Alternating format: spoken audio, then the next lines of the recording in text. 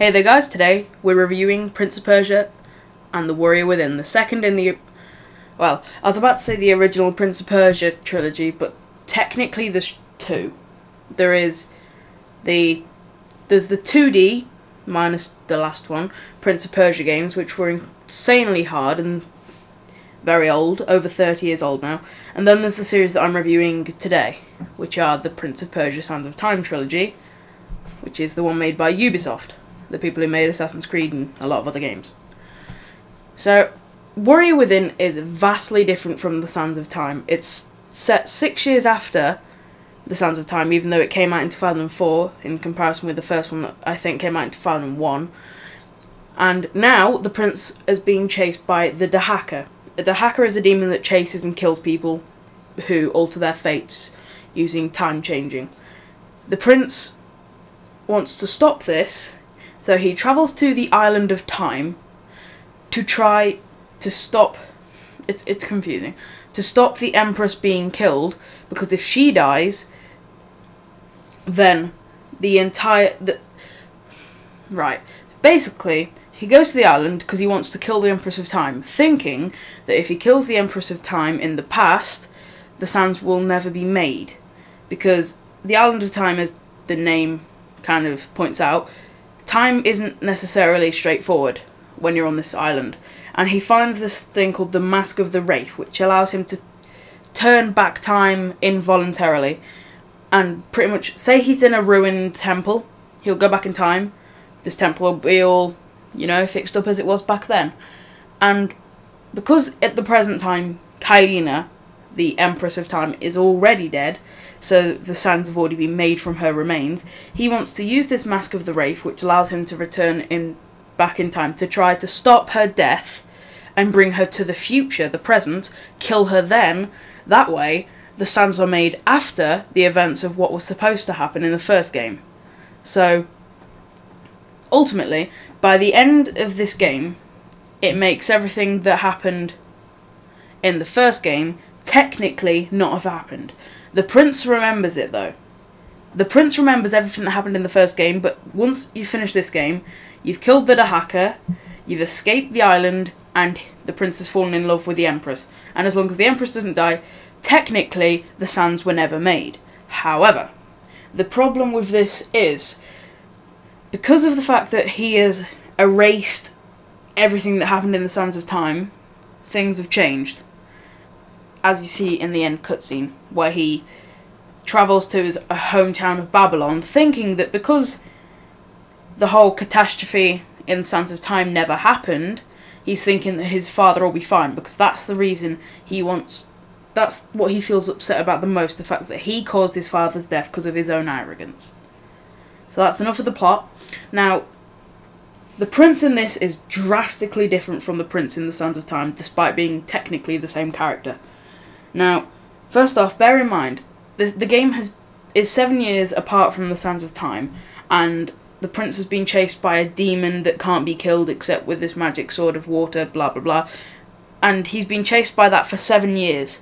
So that will turn you quite cold and hard and, you know, just not exactly a sociable person. So now the prince has strapped on his emo goggles and now hates everything. He's grown his hair quite a bit longer. He doesn't wear it in a ponytail anymore. He isn't as respectful. He wears a slight bit of body armour, not much. It's kind of like a curious and that's about it. And unfortunately, which quite annoyed me, although it probably shouldn't, the prince isn't played by Yuri Lowenthal in this game. He's played by some other guy. I can't remember his name on the spot, I'm sorry. But he's not played by the same person as the first game. And because of the combination of 7 years after, the guy's all cold and hard and hateful of life, he doesn't really have much of a personality other than I'm going to kill this, that and everything else. Aside from Kylina, who's once again the Empress of Time.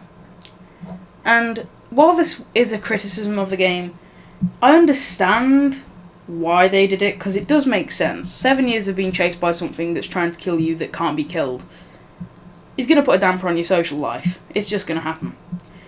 But as for the likability of the prince, it's not where it was back then. The original prince, how he was in the Sands of Time, was likeable.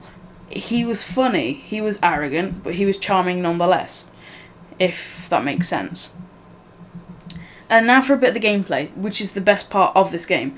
The platforming is still as good as ever, and the combat is improved.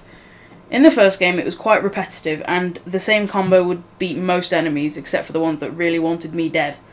And by me I don't mean the prince, I mean literally the Prince of Persia Sands of Time got hard enough towards the end where I gave up. I've only ever beat it twice, but I've beat like everything over the first 3/4 of the game about 16 times, but I have never finished it more than once or twice, I can't remember.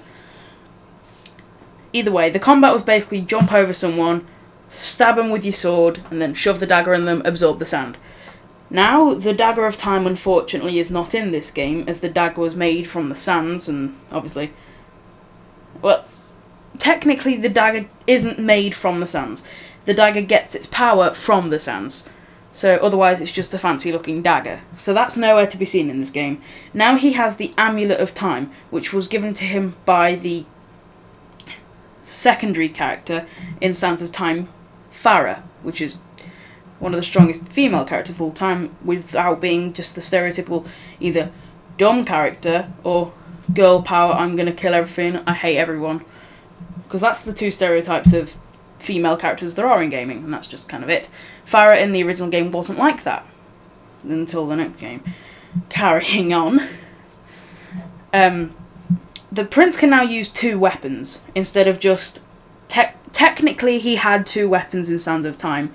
However, one of them wasn't such a weapon as it was a sand hoover. Because that's basically what it was. You don't use it for fighting, you use it to stab in the sand zombies, because that's basically what they were, and absorb the sand from them. Now, you have your primary weapon, which you can upgrade by finding better ones at set points throughout the game. Like, you'll start off with a stick, literally, and then once you find a proper weapon, you use that, spider sword or something called like that, and then it upgrades as you find better ones like you did in the first game. However, you can also wield a second weapon, which is basically anything from, like, bear in mind these all have to be one-handed weapons, so like axes and maces and swords, things like that. However, the problem with this is there is a durability meter, which obviously makes the weapon break after a certain amount of hits. Not usually very many. The weapons can also be thrown, which is quite useful, because I like keeping away from some of the enemies. A lot of the enemies you can't actually vault over and will just throw you to the floor. Annoying, I know. The game is great, although it is my least favourite of the trilogy. I've only ever beaten it once. I don't really feel like playing through it again.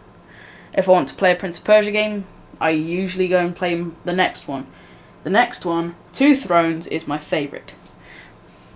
Okay? The Prince...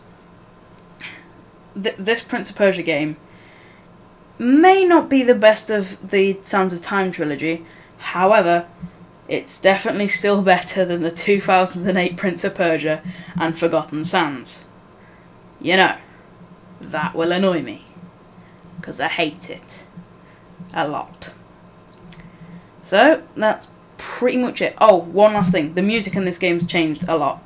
Due to the fact that the prince is supposed to be a lot cold and hateful, obviously now they use the stereotype of, you know, he seems a lot more emo-like now, let's put on lots of death metal. And that's exactly it. In every single fight or, like, combat situation, death metal. Which, to be fair, I don't have a problem with death metal. That's probably one of my more favourite types of music. However, not in a Prince of Persia game. The original had a sort of Arabic, Persian, light rock, not metal. But, it was good. It was enjoyable. You might listen to it without wanting to play the game. It's that good. This game, however, no. So guys, that's pretty much it. Like I said in the last video, if I had to rate these games on a scale of 1 to 10, 1 being worst, 10 being best, this one comes in at a 6. Because while it still has all the good parts from Prince of Persia: The Sands of Time, except for the character and the story.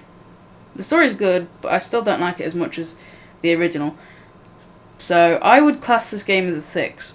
Not better than Prince of Persia 2 Thrones or Sands of Time, but still better than 2008 Prince of Persia and the Forgotten Sands. Jesus, I hate those games. Anyway, guys, if you enjoyed this review, thanks for watching. See you later. This is actually quite a long review, I've just noticed. See you later.